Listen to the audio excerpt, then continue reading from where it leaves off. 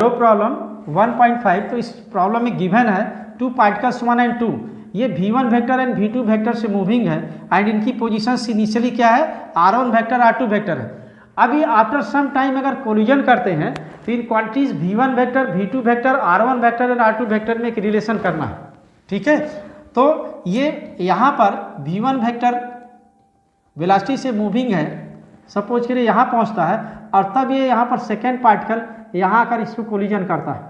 तो ये सपोज करिए पॉइंट P है, पॉइंट ऑफ कोलिजन P हो गया, तो इसका पोजीशन वेक्टर होगा OP वेक्टर, जो दोनों पार्टिकल्स के लिए क्या सेम है यहाँ पर।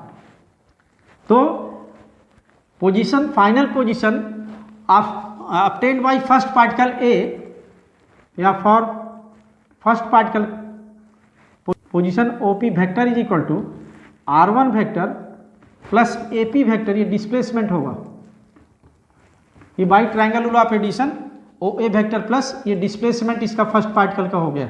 यहाँ पर सपोज करिए, अच्छा टाइम क्या होगा, ये दोनों पार्टिकल्स इनिशियली यहाँ पर लोकेट है A एंड B पर और P पॉइंट पर सेम इंस्टेंट पर पहुँचते हैं। तो यहाँ से यहाँ तक जो टाइम होगा वो दोनों पार्टिकल के सेम होगा। सपोज करिए ये T है, तो यहाँ पर ये डिस्प्लेसमेंट हो जाएगा R1 वेक्टर, इसका डिस्प्लेसमेंट फर्स्ट पार्टिकल का V1 इंटू टी होगा। तो R1 वेक्टर प्लस ये V1 vector into T. For second particle same position OP vector is equal to होगा R2 vector plus displacement BP vector and BP vector क्या होगा V2 into T. तो ये होगा R2 plus V2 into T. अब इन दोनों को equate करते हैं, OP सेम है, तो therefore R1 vector plus V1t is equal to R2 vector plus V2t। ये तो यहाँ ये होगा V2t को इधर टाइम की साइड में करते हैं तो V1 vector minus V2 vector होगा, t common is equal to R2 minus R1, या फिर R1 minus R2 equal to क्या होगा V1 minus V2 into T. तो इस तरह से एक इक्वेशन ही मिल गया, लेकिन इसमें एक अनदर टर्म T है, जबकि रिलेशन की तरह किस में करना है, V1 V2 and R1 R2 में करना है। तो यहाँ पर इसी टर्म के, इसी इक्वेशन के दोनों पार्ट के मैग्नीट्यूड से यहाँ बोथ साइड डिवाइड कर दे रहे हैं, तो इसमें T कैंसिल होगा और फिर इनमें एक रिलेशन होगा यूनिट वेक्टर, क्योंकि दोनों साइड्स का क्या होगा सेम डायरेक्शन में होगा, सेम हो जाएगा। तो इस तरह से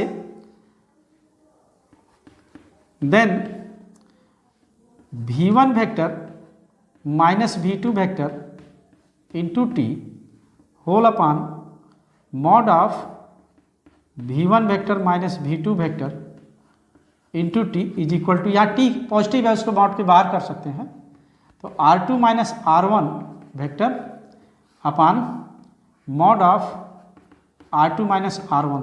तो इस तरह से इसका जो रिलेशन बना, फाइनल रिलेशन होगा V1 minus V2 whole upon mod of V1 minus V2 is equal to R2 minus R1 upon mod of R2 vector minus R1 vector. ये या फिर इसको यहाँ पर V2 माइनस V1 इस तरह से भी कर सकते हैं, और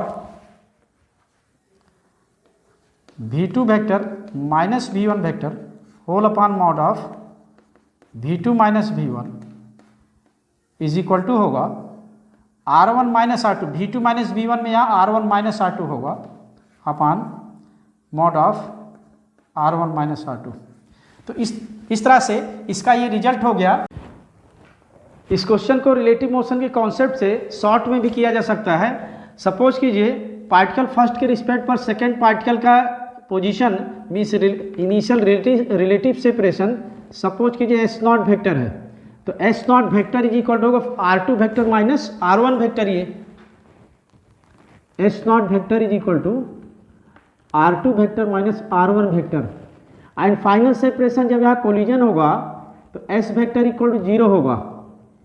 relative velocity between two particles delta VR vector होगा V2 vector minus V1 vector, तो ये कांस्टेंट होगी।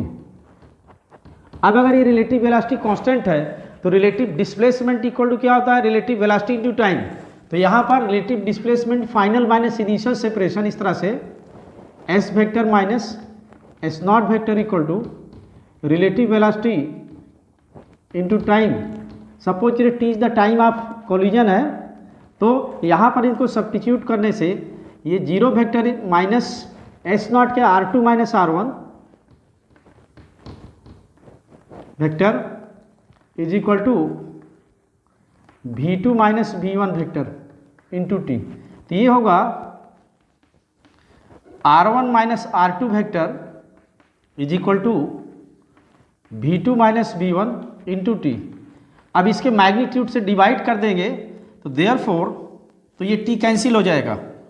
तो R1 vector minus R2 vector whole upon mod of R1 minus R2 vector is equal to V2 vector minus V1 vector upon into T upon mod of V2 minus V1 vector into T. तो T cancel हो गया, ये जो additional term था वो cancel हो गया। तो ये क्या है, ऑल फोर क्वांटिटीज में रेशियो क्या आ गया, R1 vector minus R2 upon mod of R1 minus R2 is equal to V2 vector minus V1 vector upon mod of V2 minus V1।